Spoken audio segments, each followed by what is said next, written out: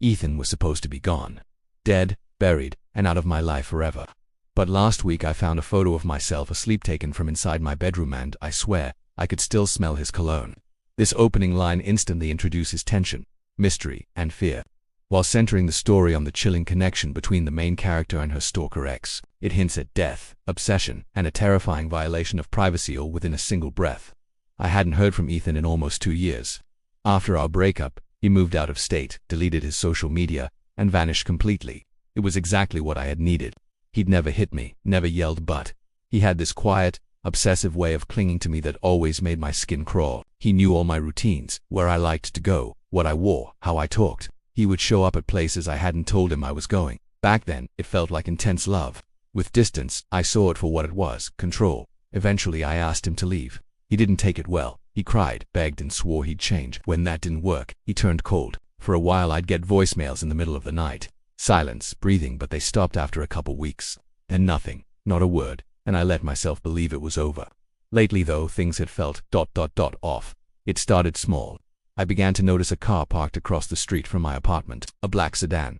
Nothing special, but it was always there. At first I didn't think much of it. Maybe it belonged to someone on the block. But I started recognizing the pattern. It never left before I did. It always appeared before I came home, and I never saw anyone get in or out. Just this shadow of a car. Watching. One night I stood at my window with the lights off and stared at it. The windows were tinted, the kind that made it impossible to see inside. But I had this feeling, a gut-deep certainty, that someone was in there just ... looking. I felt exposed in my own home. I shut the blinds and told myself I was imagining things. That maybe it was all in my head. That I was just traumatized from the past. Then the envelope came. I remember the weather that day.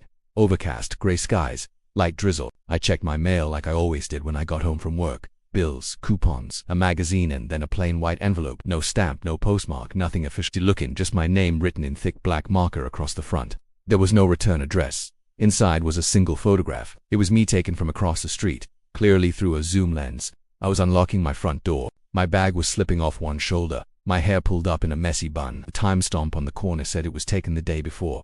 I looked so unaware, so vulnerable. I froze. My fingers trembled as I held the photo. I backed into my apartment and locked the door, double-checking the deadbolt, the windows, even the back door in the kitchen that I never used. I looked around my living room like I was expecting someone to be standing there. My heart was pounding. I didn't call the police, not yet. I felt stupid. What could I say? That someone mailed me a photo that a car was parked outside. There was no threat, no crime, just a creeping, choking fear that I couldn't shake. That night, I barely slept. I kept the lights off and peeked through the blinds every hour, and there it was again. The black car, sitting in the same spot. Engine off, lights out. It stayed until sunrise, then it disappeared, just like Ethan used to do. I tried convincing myself it wasn't Ethan. Maybe someone else had been following me. Maybe it was random, but deep down, I knew the feeling. There is a difference between being watched by a stranger and being watched by someone who knows you intimately. Someone who studies you, not just out of curiosity, but out of obsession. And that's what made this so much worse. A few days passed without anything new. The black car didn't show up again, and I started to wonder if it was just a one-time scare. Maybe it was a coincidence, a cruel prank by some bored stranger. But just as I began to relax, the messages started. They came from a number I didn't recognize. No contact photo, just gray text bubbles that lit up my phone while I was at work. You forgot your lunch today. Still drinking that same iced coffee every morning, huh? That blue sweater makes you look tired. They weren't overtly threatening, but they were personal, uncomfortably accurate. Whoever was texting me wasn't guessing they were watching. I blocked the number immediately, heart pounding. I didn't tell anyone. What was I supposed to say? That I was getting creepy texts that might be from my ex who, last I heard, lived in another state. It all sounded paranoid and desperate, but I wasn't making it up. I knew that 2 days later the messages returned from a new number. Same kind of content. I liked your hair better straight. Why'd you change your route home? You seemed nervous today. That one hit me hardest. Because I was nervous. I had been walking faster, checking behind me, cutting through a convenience store just to break the routine. I had done it instinctively, thinking maybe I was being too careful. But this message confirmed everything I feared. Someone was watching me, and they didn't like that I was trying to avoid them. I started documenting everything. Screenshots, timestamps, license plates of nearby cars. I even bought a cheap notebook and started writing things down: what time I left, what time I got home, anything unusual. I began living like I was under surveillance, like my every move might be noted by someone standing just out of sight. I finally told my coworker Emily. I didn't go into full detail, just said I thought someone was following me. She was concerned, of course, but I could see the doubt behind her eyes. It's hard to convince people something is wrong when nothing overt has happened. No break-ins, no direct threats, just the slow, steady drip of discomfort that eats away at your sanity. The worst part came later that week. I had gone out to dinner with a friend. It was the first time in a while I tried to feel normal, to laugh, to eat something that wasn't microwaved.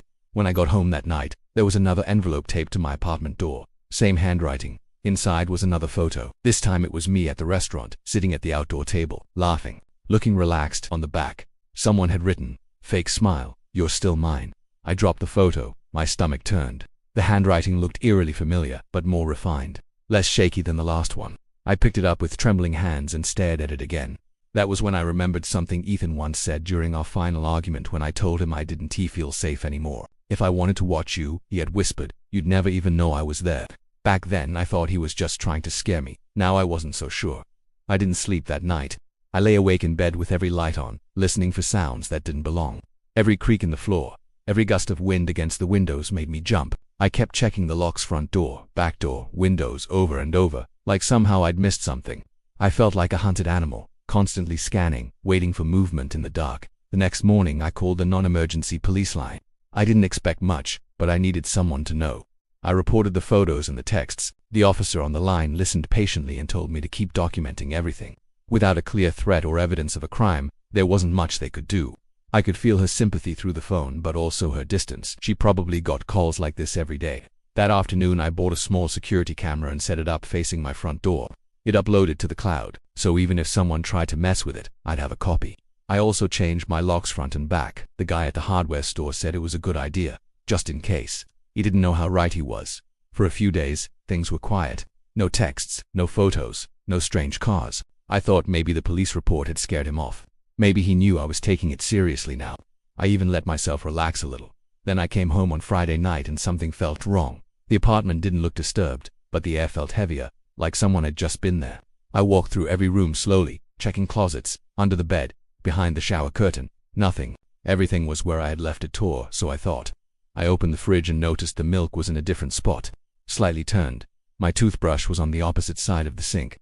My bedroom window was locked, but the latch looked slightly crooked, like it had been forced and then reset. These were tiny details, things anyone else would miss, but I knew my habits. I knew the way I left things, and something was off. I rushed to check the camera footage, heart racing. But when I opened the app, there was no recording from the night before. The file had been erased, not corrupted, deleted. I stood there staring at the screen, when something clicked in my mind. I bolted to the bedroom and pulled open the drawer where I kept extra socks. Buried near the back was a small plastic bag.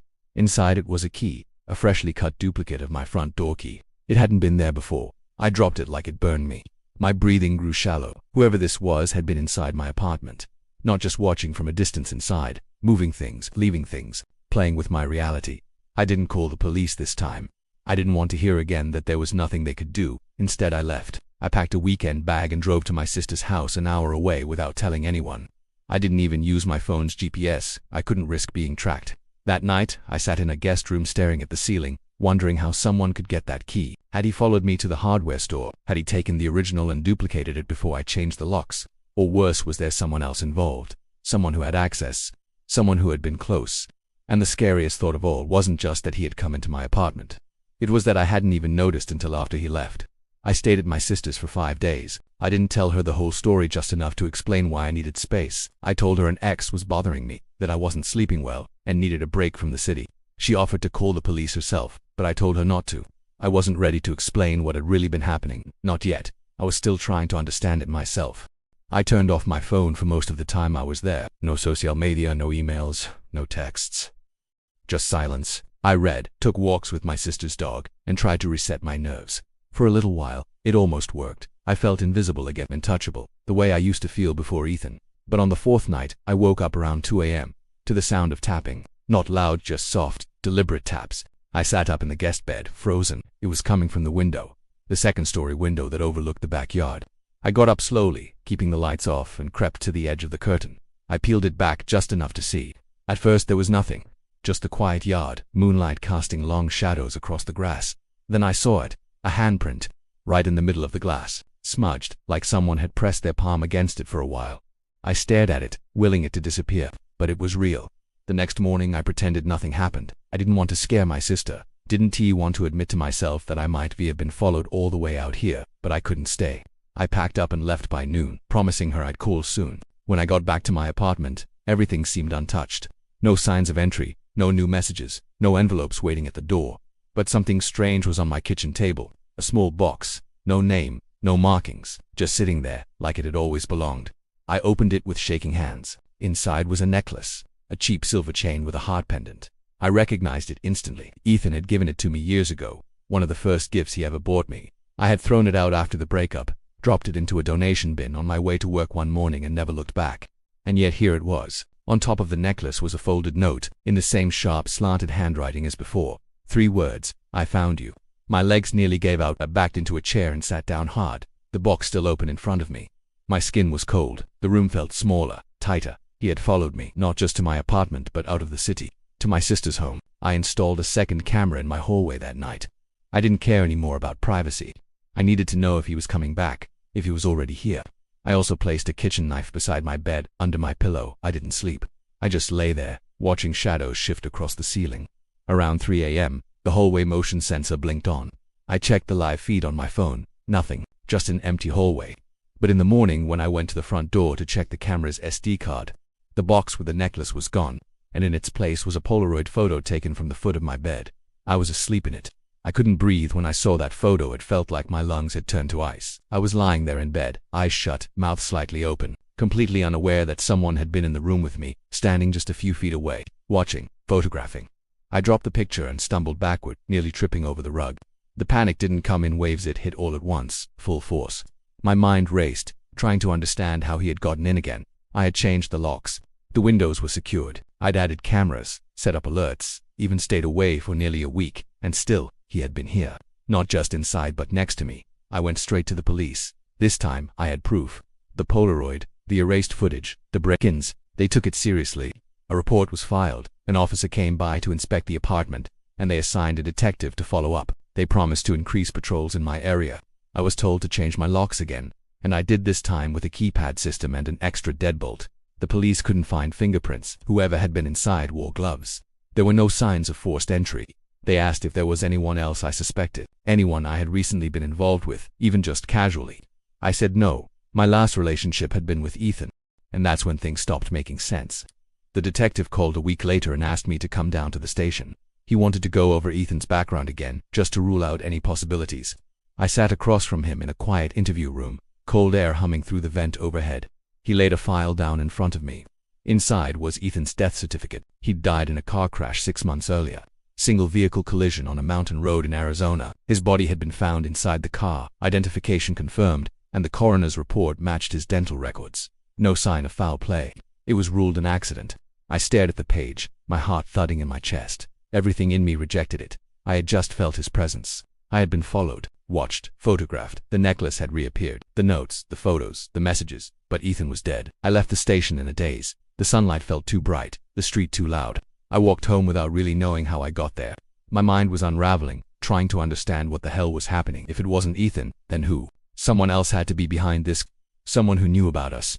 Someone who had access to things Ethan once had. The necklace, my old routines, the knowledge of my habits.